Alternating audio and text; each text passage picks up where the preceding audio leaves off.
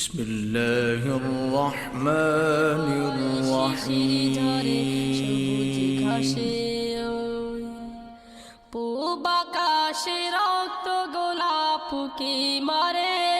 সুপ্রিয় দর্শক শ্রোতা, আসসালামু আলাইকুম ওয়া রাহমাতুল্লাহ। ঐতিহ্যবাহী চাঁপাইনবাবগঞ্জ জেলার উপরাজারামপুরে 2012 সালে এক বিশাল তাফসীরুল কুরআন মাহফিল অনুষ্ঠিত হয়। উক্ত মাহফিলে প্রধান মেহমান হিসেবে জ্বলন্ত অগ্নির বিস্ময়কর ইতিহাস সম্পর্কে গুরুত্বপূর্ণ বক্তব্য পেশ করেন হযরত মাওলানা শাব্বির আহমদ উসমান। ভিডিও পরিচালনা, সম্পাদনা ও প্রযোজনা আলী আহমদ আতর। ধারা বর্ণনায় অ্যাডভোকেট আজহারুল ইসলাম রায়। পরিবেশনায় Tahzib centre Rajshahi. Mobile 01712064033। Mobile 0171206। আলহামদুলিল্লাহ ওয়া কাফা ওয়া সালামুন আলা ইবাদিহিল্লাযীনা ইসতাফা আম্মা বা'দ فأعوذ بالله من الشيطان الرجيم بسم الله الرحمن الرحيم وابتغ فيما آتاك الله الدار الآخرة ولا تنس نصيبك من الدنيا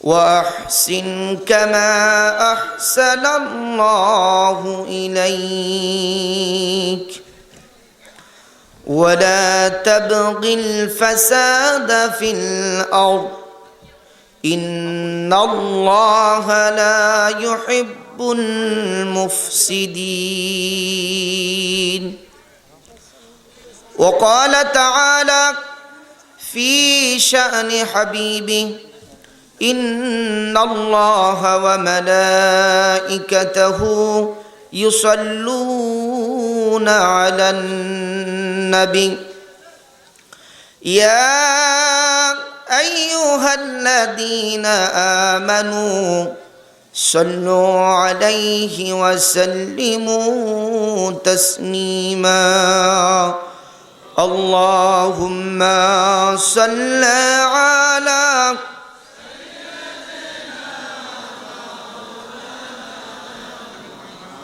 وعلى آله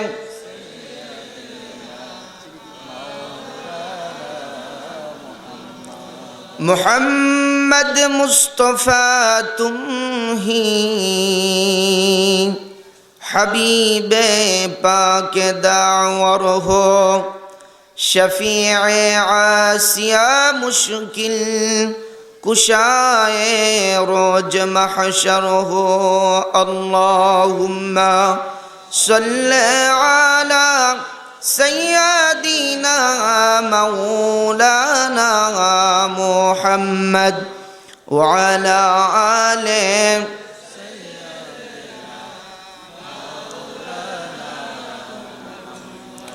سراج الملت تم ہی فخر دو عالم دلبار مولا شریف الانبیاء نساخ کل دیا ندیگر ہو اللہم صل علی سیدنا مولانا محمد وعلى آله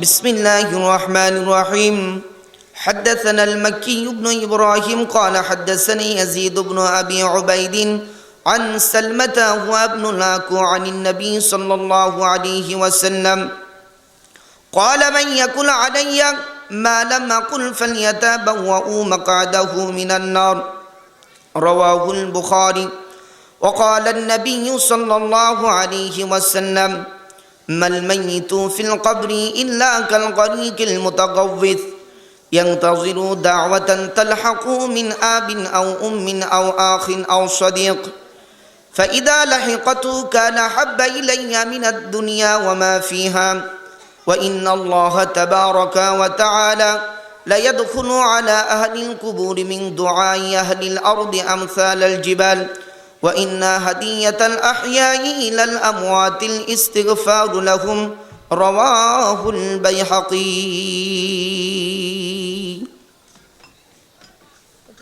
جناب صدر جلسة মুআজ্জাজ মুহতারাম সম্মানিত সভাপতি উপর রাজারামপুর গোরস্থান হাফিজিয়া মাদ্রাসা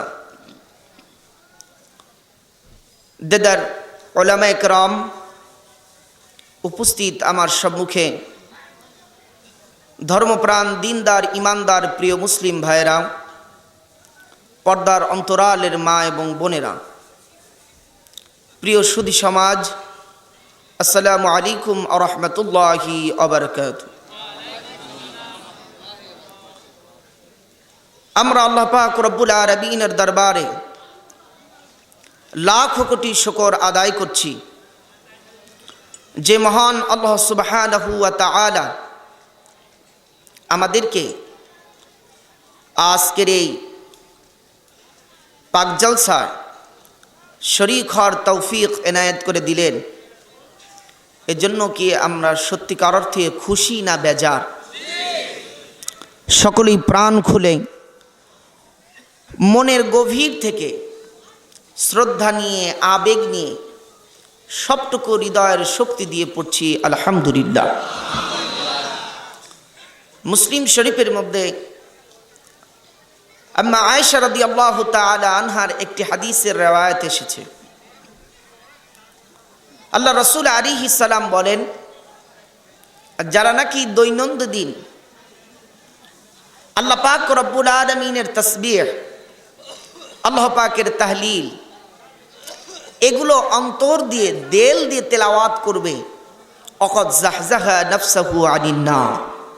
আল্লাহ রাসূল আলাইহিস সালাম বলেন, যে দিল অন্তর দিয়ে তাসবিহ তেলাওয়াত করবে সেই দিলকে আল্লাহ পাক কখনোই জাহান্নামের আগুন স্পর্শ করাবে না। সুবহানাল্লাহ। 2 দিন ব্যাপী আজকের এই ইসলামী জলসার আমি আপনাদের সম্মুখে আল্লাহ পাকের কালাম সূরা কসস এর ৭৭ নং আয়াতে কারিমা তেলাওয়াত করেছি এবং এর সাথে হুজুর পূর্ণ সাল্লাল্লাহু আলাইহি ওয়াসাল্লামের পবিত্র মুখ নিঃসৃত বাণী বুখারী শরীফ এবং বাইহাকী শরীফ থেকে 2খানা হাদিস তেলাওয়াত করেছি। সত্যিকার অর্থে আপনাদের সম্মুখে কথা বলার মতন তেমন কোনো সহযোগ্য ব্যক্তি আমি নই, তেমন কোনো সহযোগ্যতাও আমার মাঝে নেই। আপনারা দোয়া করুন, আল্লাহ পাক যেমন কথা বললে, যেমন আলোচনা করলে আমার আমলিয়াতের উপকার সহ এখানে যারা উপস্থিত হয়েছেন সকলের যেন আমলের খোরাক সৃষ্টি হয়, তেমন কথাগুলো যেন আল্লাহ পাক আমার জবান থেকে বের করে দেন বিতাওফিকিল মালিকিল আজিজিল মুঈন। সকলেই বলুন আমিন। আর একটু জোরে বলুন আমিন। আউযু বিল্লাহি মিনাশ শাইতানির রাজীম। বিসমিল্লাহির রহমানির রহিম। وابتغ فيما آتاك الله الدار الآخرة ولا تنس نصيبك من الدنيا وأحسن كما أحسن الله إليك ولا تبغ الفساد في الأرض إن الله لا يحب المفسدين صدق الله العظيم আল্লাহ পাক রব্বুল আলামিন বলছেন ওয়াবতাগি ফীমা আতাকাল্লাহু দারাল আখিরা আল্লাহ পাক রব্বুল আলামিন তোমাকে যা কিছু দিয়েছেন এর অর্থ হলো আল্লাহ পাক তোমাকে যত নিয়ামত দিয়েছেন সবগুলো দিয়েই তুমি আখিরাতকে পাওয়ার চেষ্টা করো সুবহানাল্লাহ ওয়ালা তানসা নসিবাকা মিনাদ দুনিয়া আর আখিরাতকে তালাশ করতে গিয়ে একেবারে বৈরাগ্যী হয়ে যেও না সংসার সমাজ রাষ্ট্র এগুলো ছেড়ে একাকী জীবনযাপনে লিপ্ত হয়েও না তোমার যে দুনিয়ার যে প্রয়োজন আছে এতটুকু তুমি ভুলে যেও না ওয়া আহসিন কামা আহসানাল্লাহু ইলাইক আর আল্লাহ পাক যে তোমাকে এত নিয়ামত দিয়ে ভরপুর করে রেখেছেন যত নিয়ামত দিয়ে তোমাকে ইহসান করেছেন তুমিও অবিকলভাবে অপরের উপর এইরকম ইহসান করো ওয়ালা তাবগিল ফাসাদা ফিল আরদ খবরদার তুমি জমিনের মধ্যে বিপর্যস্ত জমিনের মধ্যে সন্ত্রাসী হয়ে না ইন্নাল্লাহা লা ইউহিব্বুল মুফসিদিন আর আল্লাহ পাক রব্বুল আলামিন অবশ্যই বিপর্যয়কারীকে ভালোবাসেন এটা হলো এই আয়াতে কারিমা আক্ষরিক অনুবাদ আল্লাহ পাক রব্বুল আলামিন বলছেন ওয়াবতাগি ফীমা আতাকাল্লাহু দারাল আখিরা আল্লাহ তোমাকে যা দিয়েছেন তাই দিয়ে তুমি দারাল আখিরা এটাকে তালাশ করো মুফাসসিরিন ইকরাম বলেছেন পরকালীন জীবনকে আর দারুল আখিরা নামে একটা বই আছে ডক্টর আহমদ মুস্তাফা মুতাওয়াল্লি তিনি একটি বই লিখেছেন এই কিতাবের নাম হলো আদ-দারুল আখিরা এর মধ্যে তিনি এনেছেন আল্লাহ পাক আখিরাতের জীবনকে মোট 13টা ভাগে বিভক্ত করেছেন জোরে বলেন কয়টা আর একটু জোরে বলতে হবে কয়টা আমার সাথে গুনেন 1 নম্বর মাউত 2 নম্বর কবর 3 নম্বর কিয়ামত 4 নম্বর বাআস 5 নম্বর হাসর 6 নম্বর কিতাবা 7 নম্বর জিল্লুল আরশ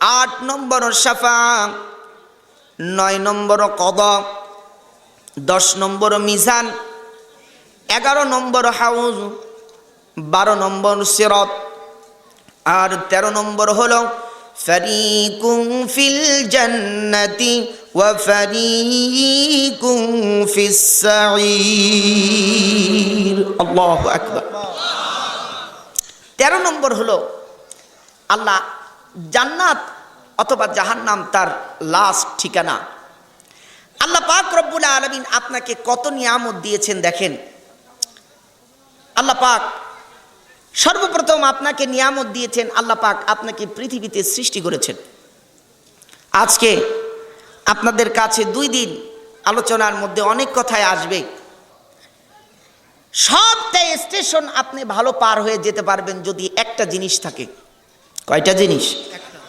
সেই জিনিসের নাম হলো ঈমান জোরে বলেন কি ঈমান যদি আপনার ভালো থাকে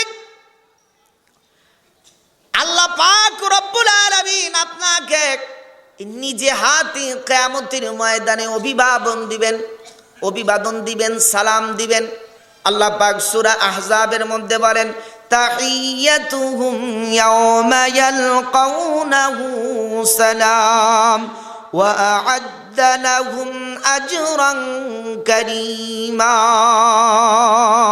আল্লাহু আকবার বন্ধুগণ আমার এই ঈমান আমাদের অর্জন করতে হবে ঈমানটা কি জিনিস আমরা সকলেই জানি ঈমানটা আমরা সকলেই বুঝি কিন্তু ঈমানের হাকিকত আসলে আমরা বুঝতে পারি না বন্ধুগণ আমার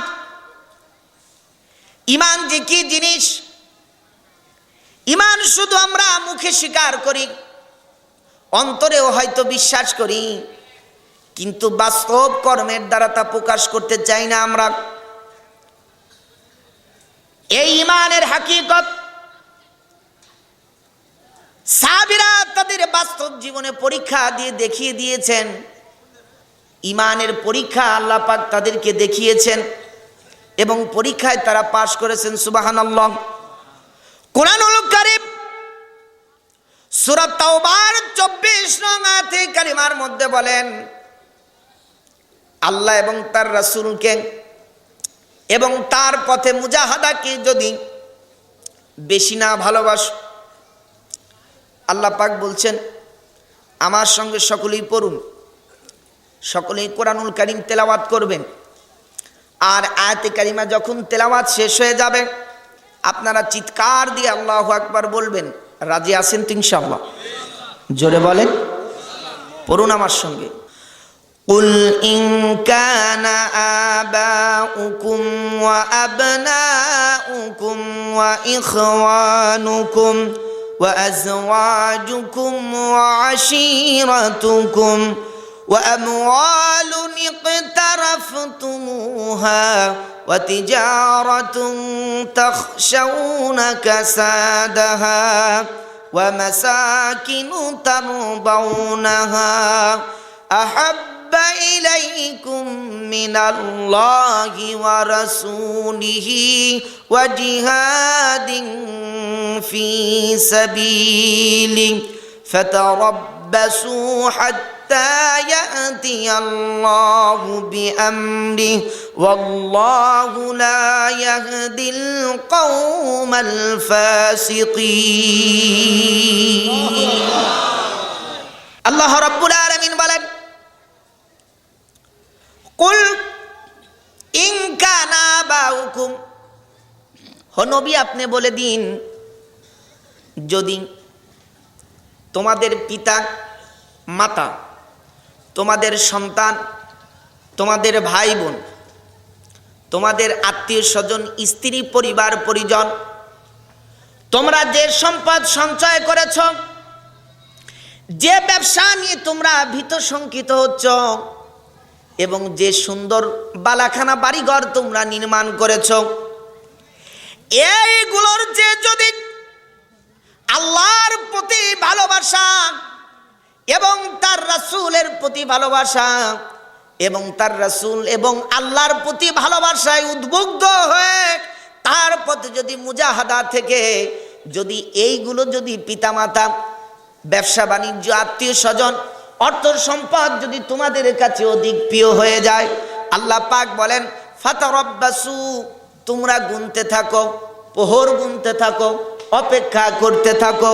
ইয়াতি আল্লাহু বিআমরিহি, যেদিন আল্লাহর নির্দেশ আসবে ওই দিনের অপেক্ষা করতে থাকো। ইয়াউমা হুম বারিজুনা লা ইয়াখফা আলাল্লাহি মিনহুম শাই লিমানিল মুলকুল ইয়াউম লিল্লাহিল ওয়াহিদিল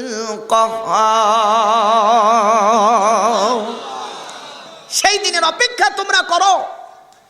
ইয়াউমা হুম বারিজুন, যেদিন মানুষ হবে দিগম্বর, মানুষ হবে নিরাভরণ। যেদিন মানুষ, এক কথায় নিরাভরণ না বুঝলে বোঝেন যেদিন মানুষ তার শরীরে কোনো কিছু থাকবে না, মানে কোনো কাপড় চোপড় থাকবে না। লা ইয়াখফা আলাল্লাহি মিনহুম শাই, সেদিন আল্লাহর কাছে কোনো কিছু গোপন থাকবে? জোরে বলেন। রাজত্বটা লিল্লাহিল ওয়াহিদিল কাহ্হার, সেদিনকে রাজত্ব হবে কার? জোরে বলেন। সেই দিনের ভয় করতে থাকো তোমরা। আল্লাহ এবং তার রাসূলের প্রতি ভালোবাসা যদি আপনার অন্তরের মধ্যে না থাকে তাহলে বুঝতে পারবেন আপনি প্রকৃত মুমিন হতে পারেননি। আল্লাহ এবং তার রাসূলের প্রতি ভালোবাসা, এই কোয়ালিটি পূর্ণভাবে অর্জন করেছিল সাহাবিয়ে কেরাম। পৃথিবীর মধ্যে আজকে আপনারা যারা নাম শুনতেছেন, বিল গেটস, পকেট থেকে যদি 1000 ডলার আমেরিকান ডলার যদি পড়ে যায়, উঠাতে উঠাতে যতটুকু সময় লাগবে এর চাইতে তার পৃথিবীর মধ্যে বেশি টাকা কামাই হয়। একটা 1000 টাকার ডলার যদি পকেট থেকে পড়ে যায়, এটা উঠাতে তার যতটুকু সময় লাগবে তার চেয়ে তার বেশি টাকা পৃথিবীর মধ্যে কামাই হয়। আজকে তার আধিপত্য অবিকলভাবে। মুসা আলাইহিস সালামের সময় একজন নাম ছিল, তার নাম ছিল কারুন। তার নাম ছিল কি? আল্লাহ তাকে 2টা জিনিস দিয়েছিলেন। দেখবেন পৃথিবীর মধ্যে যারা টাকা পয়সার মালিক হয় তারা কিন্তু অবশ্যই জ্ঞানী হয়। একাডেমিক সার্টিফিকেট না থাকলেও বুদ্ধির জোরে অনেক বড় হয়। কারণ বুদ্ধি না থাকলে অর্থের মালিক হওয়া, বুদ্ধি না থাকলে তো টাকা পয়সা আর একজন নিয়ে পালাবে। কারুনের কেমন বুদ্ধি ছিল দেখেন, কেমন আর্টিফিশিয়াল, কেমন তার আর্কিটেকচারের জ্ঞান ছিল। বিশাল বড় পাহাড়, মিশরের এই পাহাড়ের মধ্যে, আরাবিয়ান কান্ট্রিগুলোতে শুধু পাহাড় আর পাহাড়। এই পাহাড়ের মধ্যে কারুন যেদিন জন্মগ্রহণ করেছে, কেমন তার জ্ঞান দেখেন। তার মূর্তি বানিয়েছে কারুন। সৌরজগতের সূর্যের পদাঙ্ককে অনুসরণ করে তার মূর্তি বানিয়েছে। কেমন বুদ্ধি দেখেন। এই পাহাড়ের উপরে চূড়ার মধ্যে তার যে মূর্তিটা, এই মূর্তিতে একদিন মাত্র বছরের সূর্যের আলো লাগবে। তার মুখে সূর্যের আলো আসবে একদিন বছরে, সেই দিন হলো কারুনের জন্মদিন হবে। আপনি কি বুঝতে পেরেছেন তাহলে কারুন কতটা জ্ঞানী? আমার কথা কি আপনারা বুঝতে পেরেছেন? মানে কারুন একটা মূর্তি তৈরি করেছে, বছরের কোনো দিন তার মুখে সূর্য লাগবে না, একদিন মাত্র সূর্য লাগবে, ওই দিন কারুনের জন্মদিন।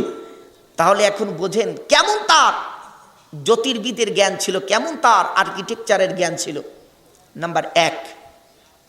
2 নম্বর হলো আল্লাহ পাক তাকে অঢেল সম্পদ দিয়েছিলেন। কুরআনুল কারীম সূরা কাসাসের মধ্যে বলছেন, আল্লাহ পাক বলছেন, ইন্না কারুন কানা মিন কওমি মূসা ফাবাগা আলাইহিম ওয়া আতাইনাহু মিনাল কুনুজি মা ইন্না মাফাতিহাহু লাতানূউ বিল উসবাতি উলিল কুওয়া। আল্লাহ পাক বলেন, অবশ্যই কারুন মূসা আলাইহিস সালামের সম্প্রদায়ের অধিভুক্ত ছিল। সে মূসা আলাইহিস সালামের সম্প্রদায়ের উপর অত্যাচারে লিপ্ত হয়ে গেল। ওয়া আতাইনাহু মিনাল কুনুজি মা ইন্না মাফাতিহাহু লাতানূউ বিল উসবাতি উলিল কুওয়া। আমি কারুনকে এতই সম্পদ দিয়েছিলাম, আমি তাকে এত বড়, তাকে আমি ধনাঢ্য বানিয়েছিলাম। কারুনের যে মুফাসসিরিন ইকরাম বলেন, কারুনের যে সম্পদ ছিল, এই সম্পদের চাবি বহন করার জন্য দল ছিল 120টা। শুধু চাবি বহন করবে লাতানূউ বিল উসবাতি উলিল কুওয়া। সেই যুবকগুলো আমাদের মতন এত দুর্বল না, বিশাল শক্তিশালী যুবক ছিল, 120টা তার দল ছিল। এই চাবিগুলোকে শুধু বহন করতে, এখন বোঝেন তার সম্পদ কত ছিল। সেই কারুন আল্লাহর সঙ্গে বিরোধিতা করার কারণে মুহূর্তের মধ্যে আল্লাহ তাকে পৃথিবী থেকে ধসিয়ে দিয়েছেন। সুবহানাল্লাহ। পৃথিবী তাম দুনিয়ার বাদশা 4 জন ছিলেন। কয়জন? জোরে বলেন কয়জন? 2 জন মুসলমান আর 2 জন হলো মুশরিক। 1 নম্বর আমার সঙ্গে পড়ুন, নাম মুখস্থ করুন। 1 নম্বর সুলাইমান আলাইহিস সালাম, 2 নম্বর বাদশা সেকেন্দার, 3 নম্বর নমরুদ, 4 নম্বর বুখতে নাসর। কয়জন? আবার বলছি, 1 নম্বর সুলাইমান আলাইহিস সালাম, 2 নম্বর বাদশা সেকেন্দার, 3 নম্বর নমরুদ, 4 নম্বর বুখতে নাসর।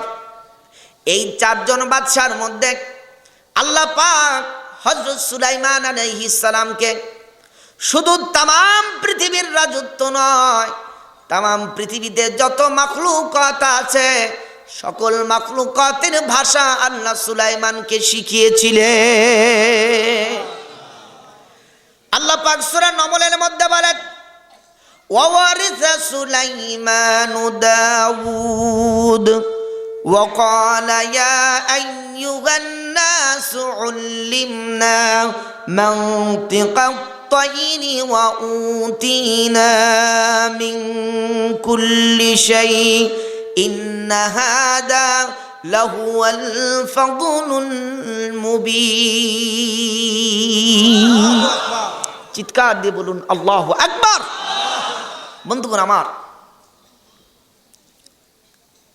এই সারা পৃথিবীর বাদশার মধ্যে অন্যতম একজন বাদশা ছিল, তার নাম ছিল নমরুদ।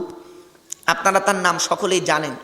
হযরত ইব্রাহিম আলাইহিস সালামের সমসাময়িক এই নমরুদও অনেক শক্তিধর ছিল, কিন্তু নমরুদকে আল্লাহ মেরেছে নিকৃষ্ট একটা প্রাণী দিয়ে, ঠিক কিনা?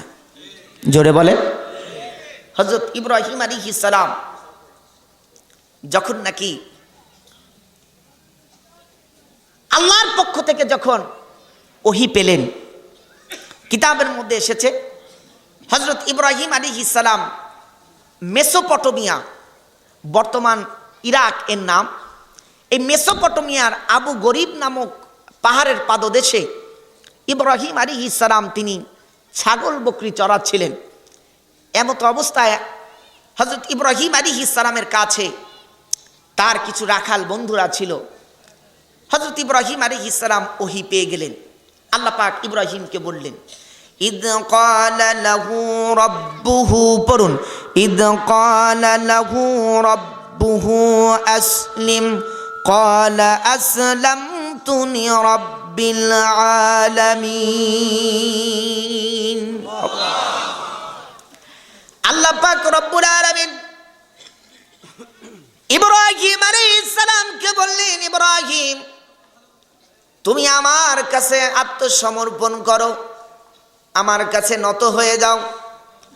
ইব্রাহিম আলাইহিস সালাম বললেন, আসলামতু লিরাব্বিল আলামিন, আমি অবশ্যই আমার মাথাকে নত করে দিলাম তামাম বিশ্বজাহানের মালিকের কাছে। এই কথা যখন ইব্রাহিম আলাইহিস সালাম প্রকাশ করল, ইব্রাহিম আলাইহিস সালামের সঙ্গে যারা নাকি তার রাখালেরা সঙ্গীরা ছিল, তার সঙ্গে যারা সহাবস্থান করেছিল, এই রাখালেরা গোয়েন্দার স্বরূপ হয়ে নমরুদের কাছে বলে দিল, নমরুদ এতদিন জানতাম তুমি আমাদের প্রভু, তুমি আমাদের কর্তা, কিন্তু ইব্রাহিম আলাইহিস সালাম তোমাকে বাদ দিয়ে আজ নতুন এক প্রভুর সন্ধান পেয়েছে। সে নাকি তামাম জাহানের যে রব, সেই রবের কাছে সে মাথাকে নত করেছে। নমরুদ ইব্রাহিম আলাইহিস সালামের আব্বা আজর। ইব্রাহিম আলাইহিস সালামের আব্বার প্রকৃত নাম হলো তারেক। জোরে বলেন কি? আজর বলা হয়। আজর হলো হিব্রু ভাষা। অনেকজন আমরা জানি ইব্রাহিম আলাইহিস সালামের আব্বার নাম আজর, কিন্তু না, ইব্রাহিম আলাইহিস সালামের আব্বার নাম হলো তারেক। তাকে আজর বলা হতো এই জন্য, দেখবেন আমাদের বাংলাদেশে অনেক মন্ত্রীর ডিপার্টমেন্ট রয়েছে। এখন যে ব্যক্তি স্বরাষ্ট্রমন্ত্রী তাকে বলা হয় হোম মিনিস্টার। এখন যদি এখন বর্তমানে যে স্বরাষ্ট্রমন্ত্রী আছেন তিনি কিন্তু স্বরাষ্ট্রমন্ত্রী তার নাম না, তার নাম যাই হোক, কিন্তু তার একটা পদবি, তিনি স্বরাষ্ট্রমন্ত্রী কিংবা পররাষ্ট্রমন্ত্রী, যাই হোক এটা তার পদবি। ডাক্তার দীপু মনি তিনি পররাষ্ট্রমন্ত্রী, কিন্তু পররাষ্ট্রমন্ত্রী কি তার নাম? জোরে বলেন। তার নাম না, তার নাম হলো ডাক্তার দীপু মনি। অবিকলভাবে ওই জামানার মধ্যে মূর্তির খুব বেশি প্রচলন ছিল। তার এক মূর্তির বিষয়ে খুব পারদর্শী ছিল। সে খুব ভালোভাবে মূর্তিকে নির্মাণ করতে পারত। ওই ডিপার্টমেন্টের নাম ছিল বন্ধুগণ আমার আজর। যে ব্যক্তি খুব ভালোভাবে আর্টিফিশিয়াল ভাবে যে ব্যক্তি মূর্তিকে বানাতে পারত তাকে আজর বলা হতো। এই জন্য ওই ডিপার্টমেন্টের নাম ছিল আজর, কিন্তু তার নাম আজর না, কিন্তু কোরআনে তার নামকে ওই কাজ করার কারণে তাকে আজর বলে আখ্যায়িত করা হয়েছে। সুবহানাল্লাহ। নমরুদ আজরকে বলল, আজর তোমার সন্তান ইব্রাহিম আমাকে বাদ দিয়ে আল্লাহকে বলে রব হিসাবে মেনে নিয়েছেন। আজর শুনে নাও, আমি তোমার কাছে বিচার ব্যবস্থার ভার দিয়ে দিলাম। হযরত ইব্রাহিম আলাইহিস সালামের আব্বা আজর। ইব্রাহিম আলাইহিস সালাম কি বুঝায়, ইব্রাহিম আল্লাহকে তোমার রব মেনে তোমার কাম কি? আমাদের প্রভু তো নমরুদ আছেই। বন্ধুগণ আমার, ইব্রাহিম আলাইহিস সালামকে আজর বলেন, ইব্রাহিম যদি তুমি আল্লাহকে যদি রব হিসেবে না ছেড়ে দাও, লাইন লাম তানতাহি, পড়ুন আমার সঙ্গে, লাইন লাম তানতাহি লা আরজুমান্নাকা ওয়াহজুরনি মালিয়া, আমি তোমাকে পাথর মেরে প্রস্তারঘাত করে আমি তোমাকে শেষ করে ফেলব। ইব্রাহিম আলাইহিস সালামের মুখে একটা বাণী, যেহেতু যে ব্যক্তি মুমিন হবে তার মধ্যে আল্লাহর ভালোবাসা সব চাইতে বেশি থাকবে। ইব্রাহিম আলাইহিস সালাম বললেন, মুখে এক কথা, ইন্নী ওয়াজ্জাহতু, পড়ুন, ইন্নী ওয়াজ্জাহতু ওয়াজহিয়া লিল্লাযী ফাতারাস সামাওয়াতি ওয়াল আরদা হানিফা ওয়া মা আনা মিনাল মুশরিকিন।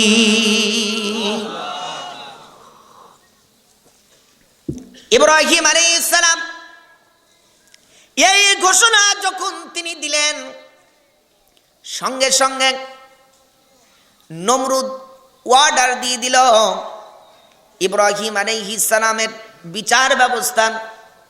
আমলাদেরকে নিয়ে বসলেন, মন্ত্রীদেরকে নিয়ে বসলেন, কি করা যায়।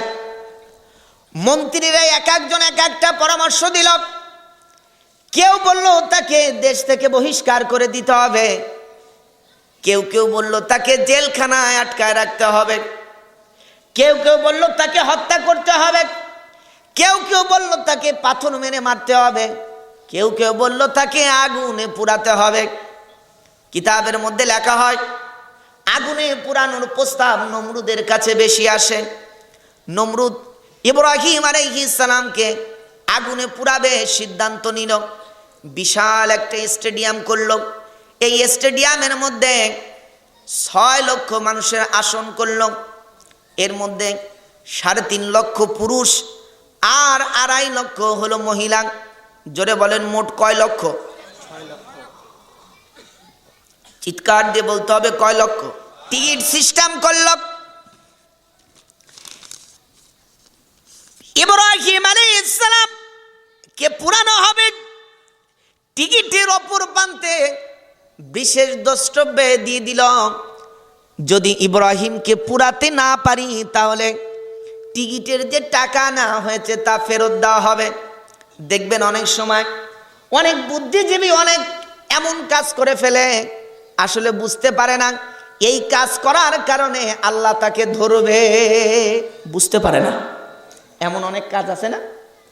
যদি বলেন আছে কি না?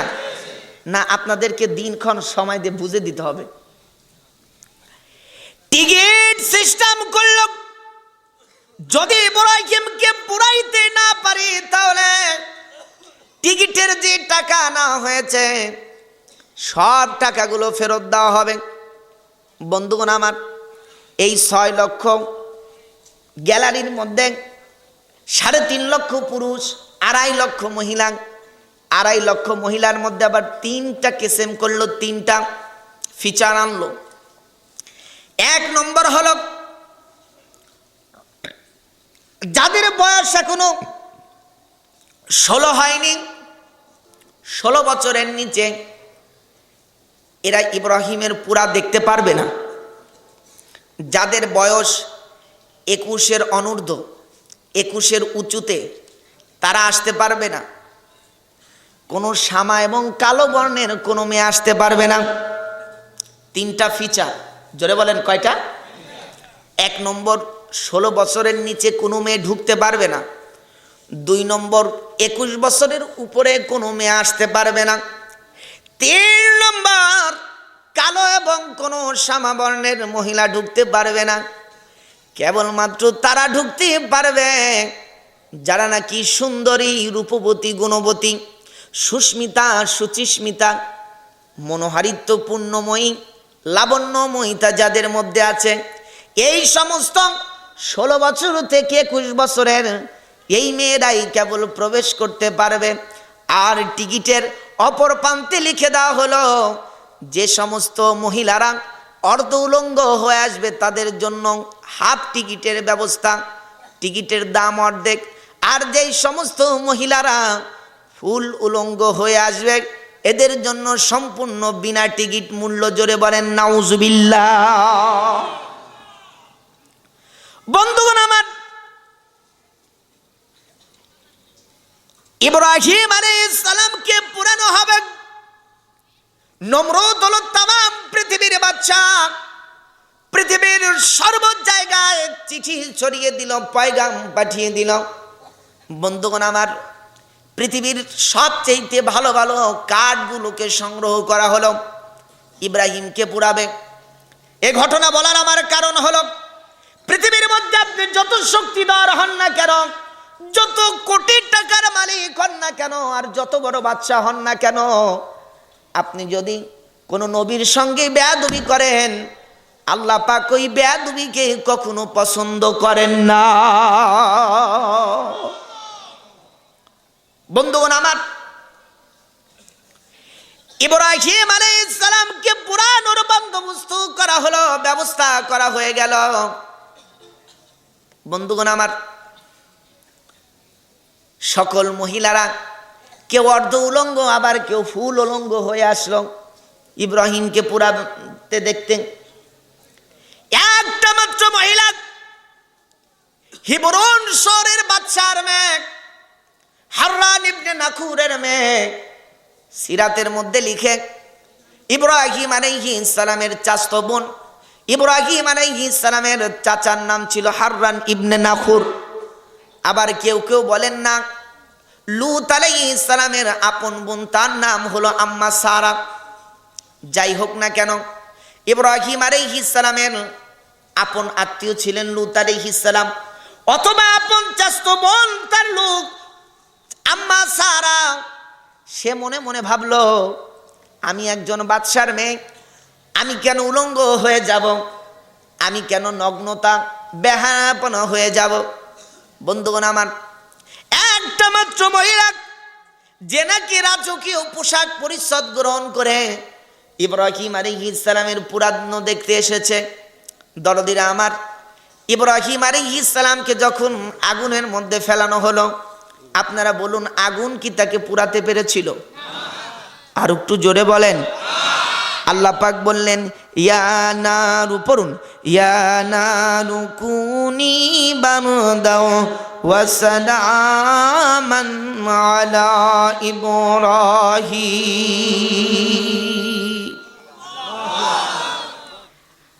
আল্লাহ পাক রব্বুল আলামিন আগুনের প্রতি হুকুম জারি করে দিল, আগুন তুমি আমার ইব্রাহিমের জন্য শীতলদায়ক সালামান বারদাও।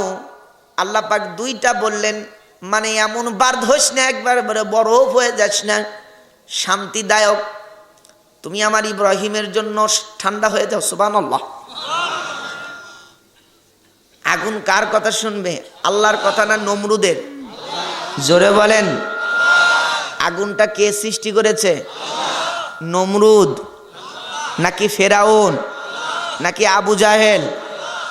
কে? অন্তর খুলে বলুন। আগুনের মধ্যে যখন ইব্রাহিম আলাইহিস সালামকে ফেললো, আগুন যখন ইব্রাহিমকে পুরাইতে পারল না, এইবার বন্ধুগণ আমার মনে আছে কিনা জানি না, ওই যে টিকিট ছাপিয়েছিল, যদি ইব্রাহিমকে পুরাইতে না পারি তাহলে টিকিটের যে মূল্য না হয়েছে তা ফেরত দেওয়া হবে। জনগণের মাধ্যমে জনগণের মাঝে আন্দোলন শুরু হয়ে গেল, টাকা ফেরত চাই, দিতে হবে, নইলে নমরুদ উপায় নাই, নমরুদের চামড়া তুলে নেব আমরা, টাকা ফেরত চাই, দিতে হবে, নইলে নমরুদ উপায় নাই, নমরুদের চামড়া তুলে নেব আমরা। এই স্লোগান যখন আরম্ভ হয়ে গেল, নমরুদের যত মন্ত্রী মেম্বার ছিল সব এক একজন এক এক দিকে পালালো।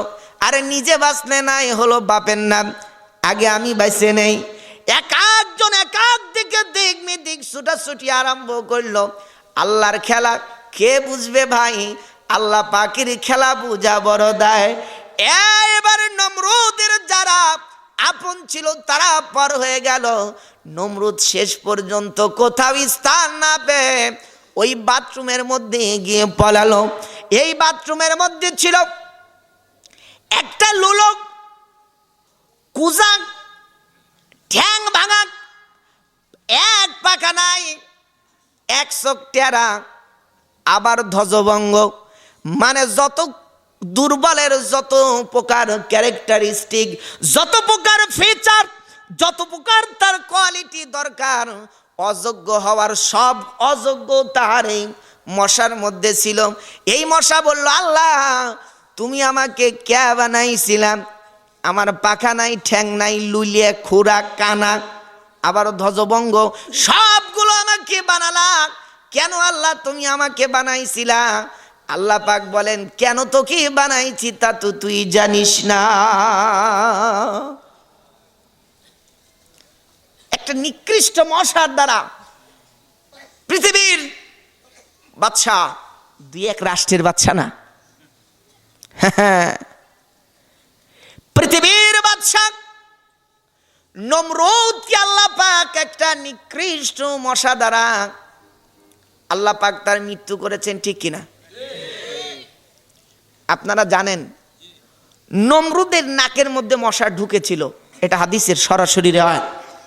আপনারা জানেন না? কিন্তু আমি এই কথা বিশ্বাস করি না। একটু দাঁড়ান, আমি আপনাদের অ্যাপ্রোচমেন্টটাকে দেখেলেই আমি এই কথা বিশ্বাস করি না। কেন?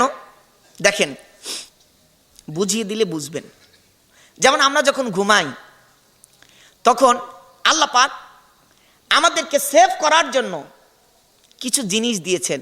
নাকের মধ্যে এক প্রকার দেখবেন পানি আছে, এটা গরমের দিনেও থাকে, শীতের দিনেও থাকে, নাতিশীতোষ্ণ হলেও থাকে। আছে কি না আপনাদের? নাকের মধ্যে চেক করা দরকার নাই, এমনিতেই বুঝতে পারবেন। এক প্রকার আপনারা এটা কি বলেন? না, এটাকে সর্দি না, কেউ হয়তো হিঙ্গুল বলে এটাকে। এই পানীয় যাতে এটা সকলের থাকে না, আপনাদের নাই? উপর রাজারামপুরের লোকজনদের নাই? আছে? এটা কেন বানিয়েছেন আল্লাহ জানেন? আল্লাহ পাক আপনাকে সেভ করার জন্য। আপনি জানেন না আল্লাহ আপনাকে কত ভালোবাসে?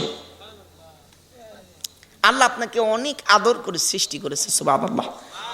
মানুষ যদি আল্লাহর মায়া বুঝতো, ওহো, মানুষ যে কত নাফরমান,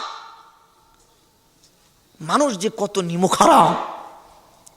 ফার্সিতে একটা কথা বলা হয়, নিমক খুরদি নিমক দ্বারা শেকস্তি।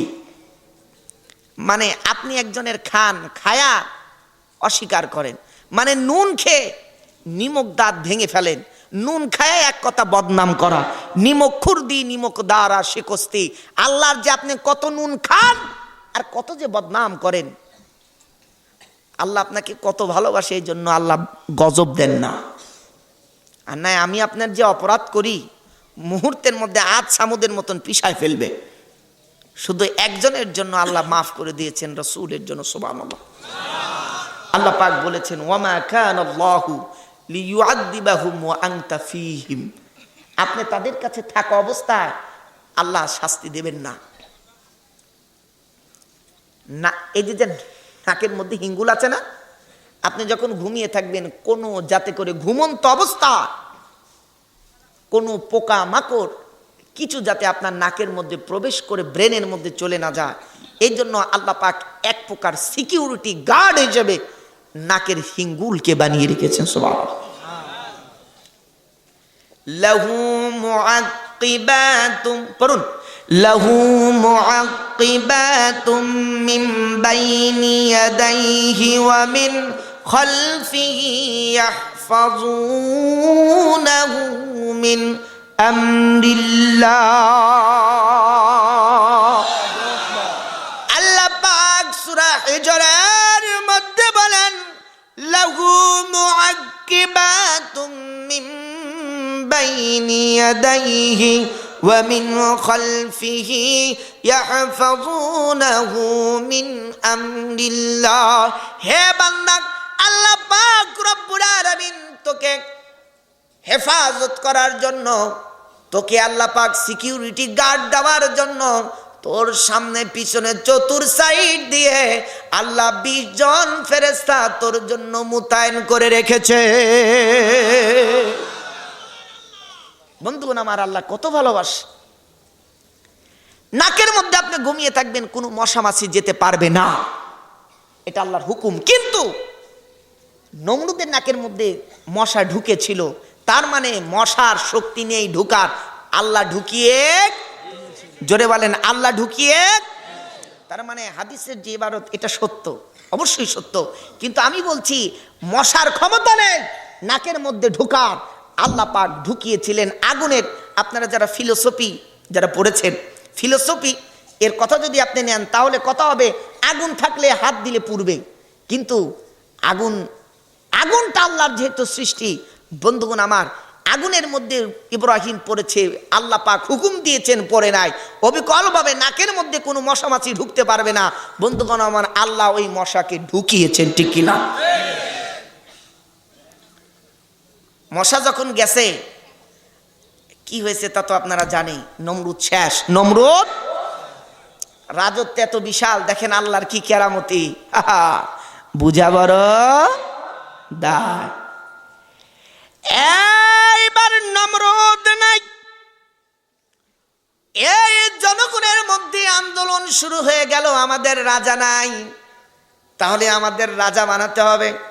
সকলেই বলে যেহেতু নমরুদের সাথে ইব্রাহিমের গন্ডগোল ছিল, তাহলে আমরা ইব্রাহিমকেই রাজা হিসেবে দেখতে চাই।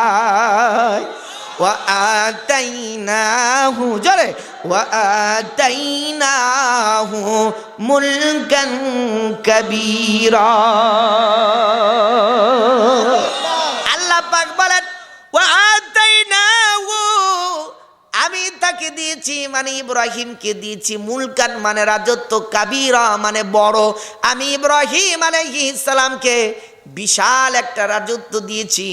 এইবার ইব্রাহিমের নাম যখন প্রস্তাব হলো, কিছু কিছু লোক বিরোধিতা করলো, কিছু কিছু লোক বলেন ইব্রাহিম তো বিয়ে করে নাই, যে বিয়ে করে নাই, যে বউ চালাতে যার যোগ্যতা নাই, রাষ্ট্র সে চালাবে কেমনে? বন্ধুগণ আমার, বড় বড় দার্শনিকরা লিখেন, রাষ্ট্র পরিচালনা করা যতটা সহজ, নিজের স্ত্রীকে পরিচালনা করা তার চাইতে অনেক বড় কঠিন। আপনি রাষ্ট্র পরিচালনা করে শ্রেষ্ঠ শাসক হিসেবে নির্বাচিত হবেন, জনগণ আপনাকে অ্যাওয়ার্ড দেবে, শেষ জীবনে এসে বুড়া হয়ে যাবেন, জনগণ আপনাকে ফুলের মালা দেবে, সোনার মালা দেবে, হীরা মণিমুক্তার মালা দিয়ে বলবেন ইনি আমাদের অমুক মিস্টার শ্রেষ্ঠ রাজা, অমুক মিস্টার ইনি আমাদের জীবনে সবচেয়ে সুশাসক ছিলেন। কিন্তু আপনি আপনার স্ত্রীর সঙ্গে 72 বছর 75 বছর ঘর সংসার করে এখনো মরেন নাই, মরলে স্ত্রী ভালো বলবে। যদি এই অবস্থায় কোনো স্ত্রীর কাছে যদি স্বামীর সার্টিফিকেট চাওয়া যায়, আপনি একটু সার্টিফিকেট দেন, আপনার স্বামী কেমন ছিল? আপনার স্বামী তো সারা রাজত্বের শ্রেষ্ঠ শাসক হিসেবে হয়েছে। এ বলবে সকলের কাছে ভালো ছিল, কিন্তু আমার কাছে খারাপ। আর একটু জোরে বলেন ঠিক কিনা? এই জন্য রাষ্ট্র পরিচালনা করার চেয়ে বউ পরিচালনা করা আর একটু জোরে বলেন আরো কঠিন। এইবার সকলে বলতেছি, ইব্রাহিম যেহেতু বিয়ে করে নাই, সে তো রাজত্ব দেব না। কারণ যে ব্যক্তির বউ চালানোর যার যোগ্যতা নাই, তাকে কি ক্ষমতা দেবো? যা কেউ কেউ বলল ইব্রাহিমকে আমরা রাজত্ব দেব।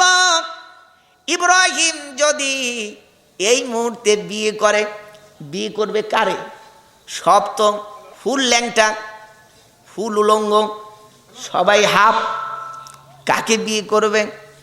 একজন মাত্র মহিলা, তার নাম আম্মা সারা, লূত আলাইহিস সালামের বোন, অথবা ইব্রাহিম আলাইহিস সালামের চাচা হাররান ইবনে নাখুরের মেয়ে, যিনি হিবরুন শহরের বাদশার মেয়ে ছিলেন। রাজকীয় সম্ভাষণে, রাজকীয় পোশাক, একজন মাত্রই মহিলা। সকলেই প্রস্তাব দিলে এর সঙ্গে বিয়ে হবে। আর ইব্রাহিম আলাইহিস সালাম কি যখন নমরুদ যখন পুরাইতে না পারল, ইব্রাহিমের জন্য মনে মনে আম্মা সারার মায়া চলে আসলো। আর একটু জোরে বলেন সুবহানাল্লাহ, চিৎকার দিয়ে বলেন সুবহানাল্লাহ। সারার মনে উদ্বেগ নিল, জীবনে আর যে কয়টা দিন বাঁচি না কেন, আমি একজন নবীর খেদমত করতে চাই, আমি একজন নবীর খাদেমা হয়ে থাকতে চাই। আল্লাহ পাক সূরা আহজাবের মধ্যে বলেন, ওয়ামরাআতাম মুমিনাতান ওয়াহাবাত নাফসাহা লিন-নাবিয়্যি ইন আরাদান নাবিয়্যু আন ইয়াস্তানকিহাহা খালিসাতান লাকা মিন দুনিল মুমিনিন। চিৎকার দিয়ে বলেন আল্লাহু আকবার। আল্লাহ পাক বলেন, ওয়া মুরাতাম মুমিনা, মুমিনা নারী, ইউহাবাত নাফসাহা লিন-নবী, যদি কোনো নবীর জন্য নিজের প্রাণকে সপর্দস্ত করে দিতে চায়, জীবন যদি উৎসর্গ করতে চায়, ইন আরাদান নাবিয়্যু, পড়ুন ইন আরাদান নাবিয়্যু, যারা পড়তে পারেন অবশ্যই পড়বেন, আর যারা পড়তে জানেন না আমার সঙ্গে ঠোঁট নাড়াবেন। আপনার এই ঠোঁট নাড়ানোর কারণে আল্লাহ প্রত্যেকটা অক্ষরে আপনার আমলে আল্লাহ 10 করে নেকি লিখে দেবে। ইন আরাদা, জোরে, ইন আরাদান নাবিয়্যু আইয়াস তানকিহাহা খালিসাতান লাকা মিন দুনিল মুমিনিন। আল্লাহ পাক বলেন, আর নবীও যদি সেই রমণীকে বিয়ে করতে চায়, এই বিয়ের মধ্যে আমার আল্লাহর পক্ষ থেকে কোনো বাধা নাই। মা কানা আলান নাবিয়্যি মিন হারাদিন ফীমা ফারাদাল্লাহু লাহু সুন্নাতাল্লাহি ফিল্লাযীনা খালাউ মিন ক্বাবল ওয়া কানা আমরুল্লাহি কদারাম মাকদুরা। বন্ধুগণ আমার, এইবার যখন বিয়ে হয়ে গেল, আমি যে কথা বলতেছিলাম আপনাদেরকে, পৃথিবীর তামাম বাদশাহ নমরুদ আল্লাহর সঙ্গে বিরোধিতা করার কারণে পৃথিবীতে টিকতে পারে। সুতরাং যদি কোনো ব্যক্তি আল্লাহ এবং তার রাসূলের বিরুদ্ধে যদি দুশমনী করেন, ও আমার ভাই, আপনি কতদিন দুনিয়ায় থাকবেন? আপনার চাইতে আল্লাহর শক্তি কিন্তু হাজার বললে ভুল হবে, কোটি বললে ভুল হবে, মিলিয়ন বিলিয়ন ট্রিলিয়ন বললে ভুল হবে। আল্লাহ পাক রব্বুল আলামিন এর শক্তির কাছে আপনার একটা মশার দানার পরিমাণ শক্তি বন্ধুগণ আমার নাই।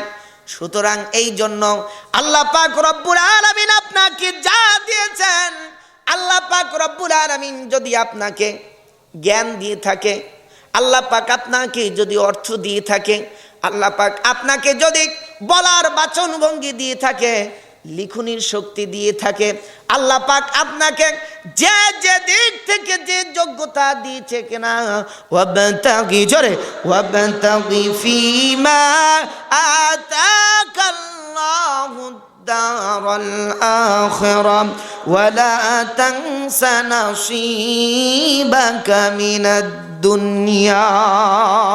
হে বান্দা, আল্লাহ আপনাকে যা দিয়েছে, যত কিছু নিয়ামত দিয়েছে, সব নিয়ামত দিয়ে তুমি আল্লাহকে তালাশ করো, আখিরাতকে তালাশ করো, তুমি পরকালকে তালাশ করো। পরকালীন জীবন স্থায়ী, দুনিয়ার জীবন অস্থায়ী, ঠিক কিনা? আর একটু জোরে বলুন ঠিক কিনা? আমি আপনাদের কাছে পরকাল নিয়ে আলোচনা করতেছিলাম। ইমানের আল্লাহ এবং তার রাসূলের প্রতি কি মহব্বত, এটার দু তিনটা ঘটনা আমি আপনাদের কাছে তুলে ধরেছি। আগামীকাল ইনশাআল্লাহ এই আলোচনার ধারাবাহিকতা আল্লাহ যদি আমাকে বাঁচিয়ে রাখে, জোরে বলুন আমিন, আল্লাহ যদি আমাকে সুস্থ রাখে, এই আলোচনার ভিত্তিতে ইনশাআল্লাহ আগামীকালকে লম্বা একটা চ্যাপ্টারের আলোচনা হবে ইনশাআল্লাহ। আল্লাহ যেন আমাদেরকে সকলকে কবুল করেন, জোরে বলুন আমিন। সকলের জন্য দোয়া করব। আলহামদুলিল্লাহি রাব্বিল আলামিন। ربنا ظلمنا أنفسنا وإن لم تغفر لنا وترحمنا لنكونن من الخاسرين. اللهم إنما أشكو بثي وحزني إلى الله وأعلم من الله ما لا تعلمون والله المستعان على ما تصفون.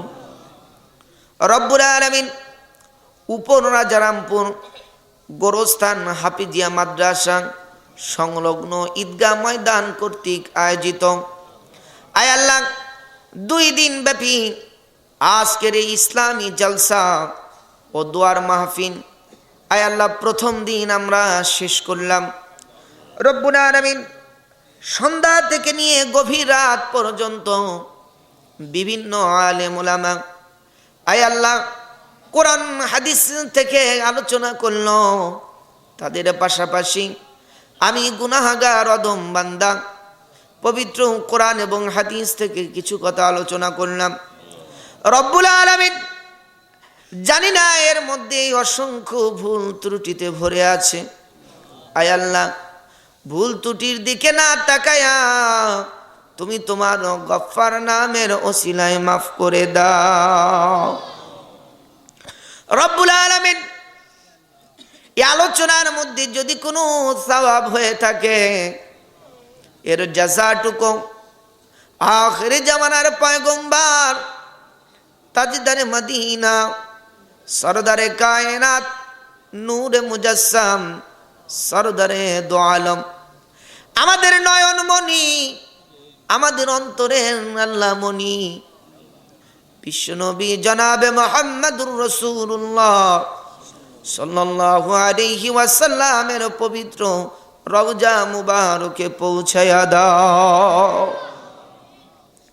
রব্বুল আলামিন এই মাহফিলের আয়োজন যারা করলো, আর দূর দারাজ থেকে আমার মা বোনেরা, আমার ভাইয়েরা যারা কোরআন শুনতে আসলো, উভয় শ্রেণীর লোকদের জন্য কিয়ামতের কঠিন মুসিবতের দিন এ মাহফিল আমাদের নাজাতের কারণ হিসেবে উল্লেখ করে নাও।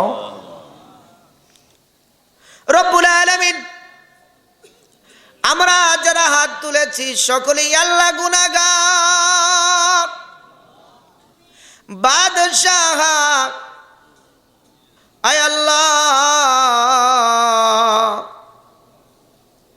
তোমার আলিশান দরবারে হাত তুললাম। আর দূর দারাজ থেকে আমার মা বোনেরা, আমার ভাইয়েরা যারা কোরআন শুনতে আসলো, উভয় শ্রেণীর লোকদের জন্য কিয়ামতের কঠিন মুসিবতের দিন এ মাহফিল আমাদের নাজাতের কারণ হিসেবে উল্লেখ করে নাও। রব্বুল আলামিন, আমরা যারা হাত তুলেছি সকলেই আল্লাহ গুনাহগার। বাদশাহ আয় আল্লাহ,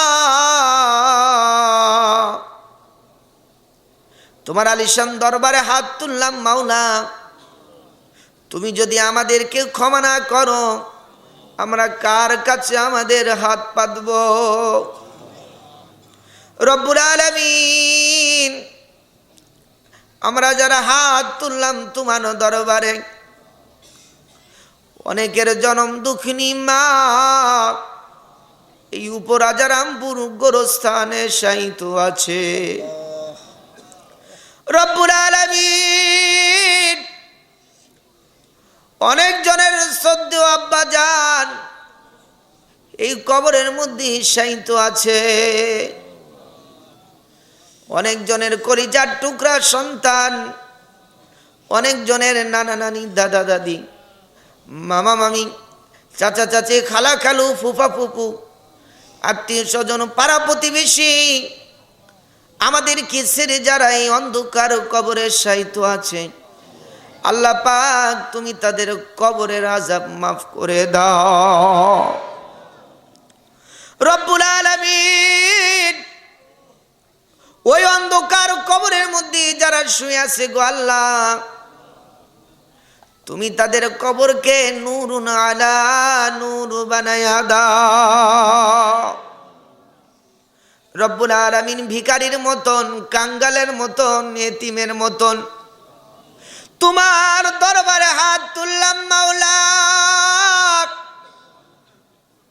তুমি যদি মাফ না করো, আয় আল্লাহ কে এমন আছে আল্লাহ মাফ করবে?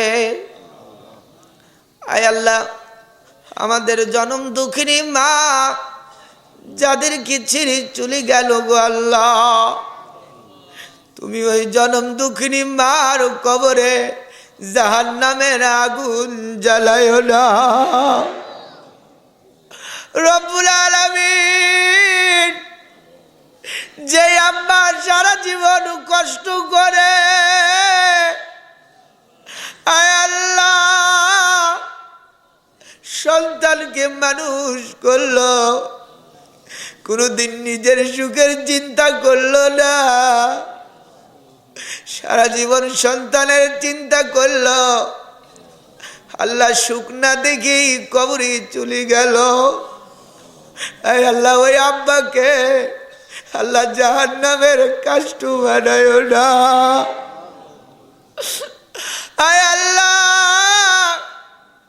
তোমার নবী বলেন, পিতা মাতার জন্য যদি কোন নেক সন্তান আল্লাহর কাছে দোয়া করে, আল্লাহ সেই দোয়া ফেরত দেয় না। আয় আল্লাহ, ভিক্ষুকের মতন হাত তুলেছি। আয় আল্লাহ, এই গোরস্থানের মধ্যে আমাদের যাদের ওই আব্বার আম্মা আছে আল্লাহ, তুমি তাদের কবর কি জান্নাতের টুকরা বানায়া দাও। রব্বুল আলামিন, আমরা ইমানের কাঙ্গাল, ইমানের আলোচনা শুনলাম। আয় আল্লাহ, যেমন ইমান হলে আখিরাতের ওই 13টা স্টেশনে আল্লাহ সফল কাম হওয়া যায়, আল্লাহ তেমন ইমান আমাদের অন্তরে তুমি পয়দা করে দাও। রব্বুল আলামিন, খাস করে আমার কাছে আজকে অনেকজন দোয়া চেয়েছেন অসুস্থ। রব্বুল আলামিন, সভাপতি, সহসভাপতি, সেক্রেটারি, ক্যাশিয়ার সহ আয় আল্লাহ যারা দোয়া চেয়েছেন আল্লাহ তুমি তাদেরকে কবুল করো, এই কমিটিবৃন্দকে কবুল করো। খাস করে আয় আল্লাহ, আমার মফিজুল ভাইয়ের একজন ভাই খুবই গুরুতর অসুস্থ। আল্লাহ তুমি তাকে মাফ করে দাও। আল্লাহ তুমি তাকে শেফা দান করো।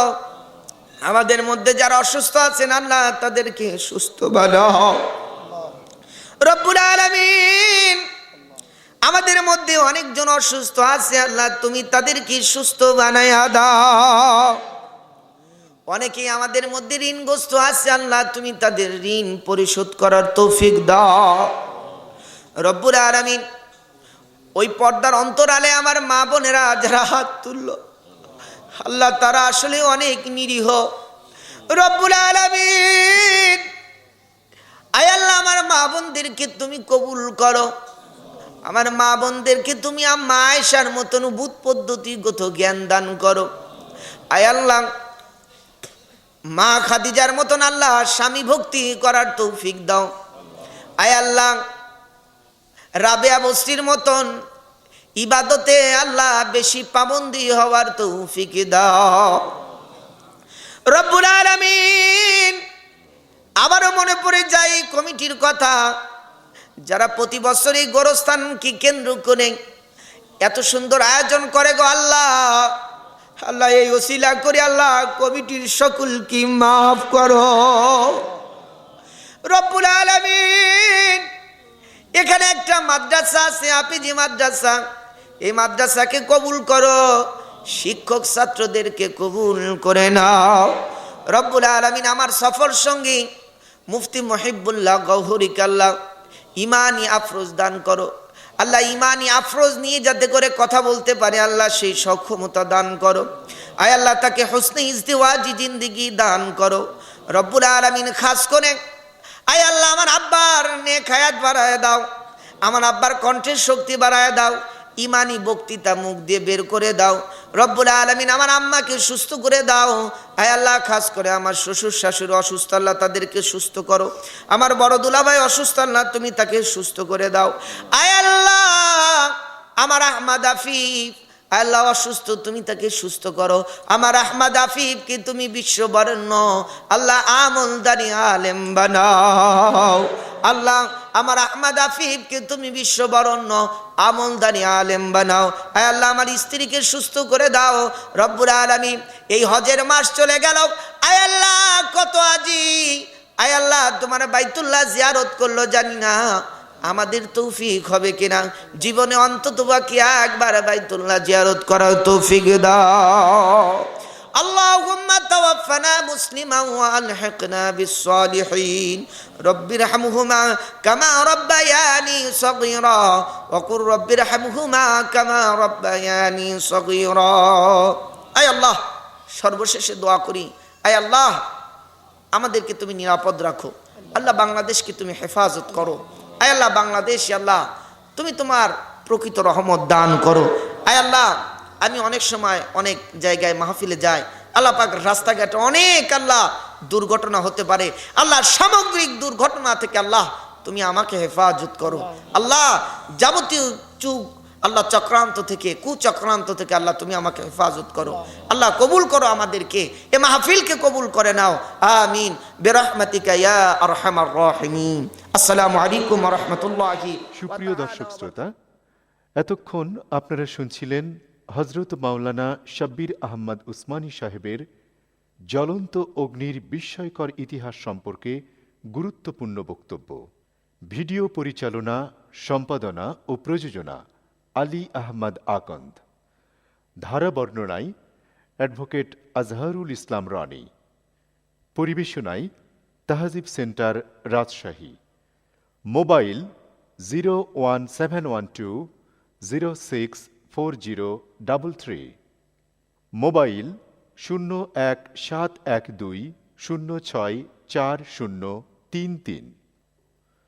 আল্লাহ হাফেজ।